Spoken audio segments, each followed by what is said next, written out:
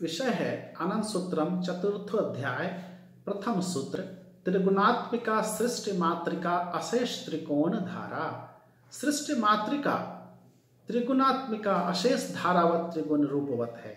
परम पुरुष से सत्व रजह और तमह की विभिन्न धाराएं अजस रेखाकार तरंगों में बह चली है।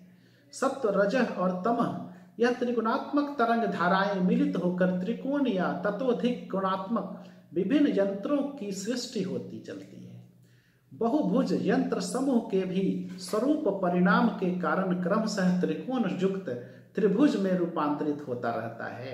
यह त्रिगुणात्मिका मात्रिका शक्ति अशेष व अनवरत है। दूसरा सूत्र त्रिभुजे सा स्वरूप परिणामात्मिका। त्रिगुणात्मिका प्रकृति त्रिभुज रूप में आपसी परिवर्तन में गुथी है।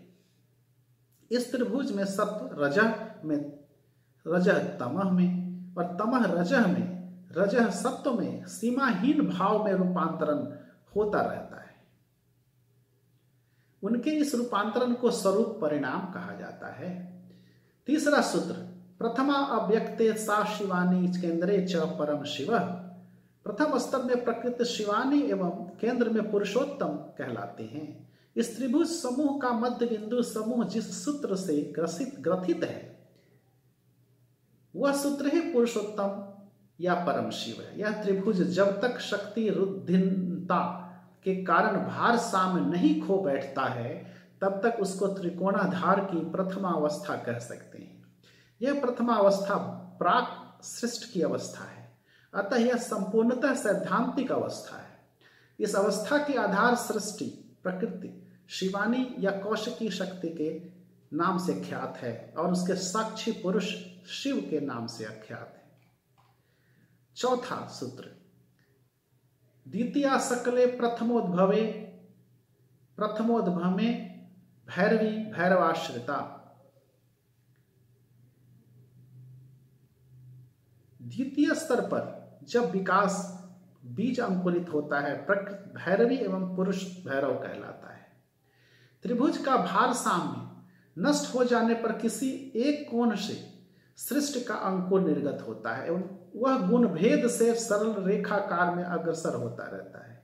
यह अवस्था प्रकृति पक्ष में व्यक्त पुरुष और व्यक्ता प्रकृति की अवस्था है। पुरुष जहां पर सगुण का कारण है, प्रकृति वहां पर स्वयं व्यक्त करने का सुयोग पाती है। यह अवस्था सृष्टि प्रकृति भैरवी शक्ति के नाम से ख्याता है एवं साक्षी पुरुष का नाम भैरव है।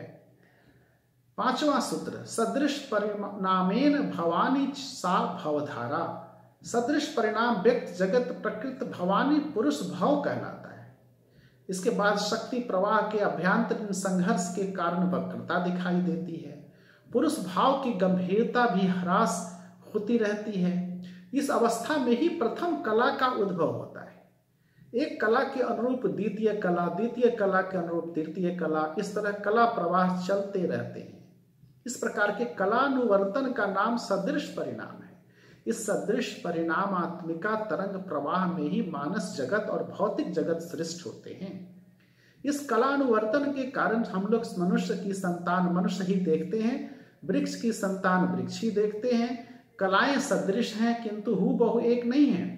इसलिए एक के बाद एक कला का पार्थक्य सम्यक रूप से अनुभूत नहीं होने पर जिन सभी कलाओं का पारस्परिक दूरत्व अधिक है उनका पार्थक्य भी दिखाई पड़ता है। जिसे हमेशा देखा जाता है उसका शारीरिक परिवर्तन नहीं समझने पर भी 5 वर्ष की उम्र के किसी शिशु को 20 वर्ष के बाद 25 वर्ष के युवक के रूप में देखने के बाद पार्थक्य अवश्य ही समझ में आता है। मनुष्य की संतान मनुष्य होने पर भी 10 लाख वर्ष पूर्व के मनुष्य और आज के मनुष्य में अनेक अंतर है। प्रकृति पक्ष में व्यक्त जगत की सृष्टि यह कलात्मिका शक्ति है। इसे भवानी शक्ति कहा जाता है और इसके साक्षी पुरुष को भव, भव शब्द का अर्थ सृष्टि है। छठा सूत्र शंभु लिंगात तस्य व्यक्ति। शिष्ट आरंभ शंभु लिंग से है। त्रिकोणधार के जिस बिंदु से प्रथम भैरवी का स्फुरन है वस्तुतः उसी समय सृष्टि का सैद्धांतिक से व्यवहारिक विकास है। सिद्धांत और व्यवहार में यह जो सामान्य बिंदु है उसे शंभु लिंग कहा जाता है। वस्तुतः यह शंभु लिंग ही सकल धनात्मिका का मूल बिंदु है। इस प्रारंभिक बिंदु के बाद नाद तथा उसके बाद कला का उद्भव है। 7वां सूत्र, स्थूली भवने निद्रिता सा कुंडलिनी, जड़ भाव में निद्रिता पराशक्ति ही कुल कुंडलिनी है। व्यक्तिकरण की शेष बिंदु भवानी शक्ति का शेष प्रांत है, इसलिए शक्ति विकास की वह चरमतम अवस्था चरम जड़ावस्था है। इस जड़ भाव में निद्रिता पराशक्ति जीव भाव की आख्या लिए हुए सुसुप्तावस्था में रहती है, उसका ही नाम कुल कुंडलिनी है।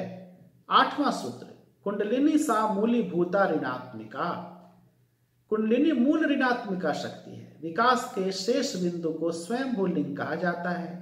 यह स्वयंभू लिंग ही परम ऋणात्मक बिंदु है और तदाश्रिता कुंडलाकारा जो प्रसुप्त शक्ति है वह कुंडलिनी शक्ति है।